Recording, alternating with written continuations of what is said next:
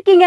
சப்பாத்திக்கு ஒரு டிஃப்ரெண்டான சைட் டிஷ் பண்ணலான்னு யோசிச்சீங்கன்னா கண்டிப்பா இந்த மவுத் மெல்ட்டிங்கான ராஜ்மா கறி செஞ்சு பாருங்க. ரொம்பவே சிம்பிள்ங்க. ஒரு பேன்ல கடலை எண்ணெய் சேர்த்து பே லீஃப், சினமன் அண்ட் சோம்பு சேர்த்து வதக்கிட்டு ஒரு பெரிய ஆனியனை ஃபைனா சாப் பண்ணி சேர்த்து நல்லா வதக்கிக்கலாம்.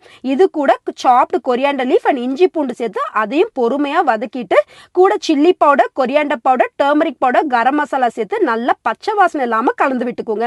அப்புறமா ஃபைனா சாப் பண்ண தக்காளியும் சேர்த்து அகைன் வதக்கிக்கலாம். ஒரு பச்சை மிளகா அண்ட் சால்ட் சேர்த்து கலந்து மீடியம் ஃப்ளேம்ல ஒரு 10 மினிட்ஸ் விட்டுலாங்க. இப்போ ராஜ்மாவை 5 to 6 விசில்ஸ் வச்சு வேக வச்சு எடுத்திருக்கேன். அதை அப்படியே கறியில சேர்த்து அந்த வேக வச்ச தண்ணியும் அது கூட சேர்த்துக்குங்க.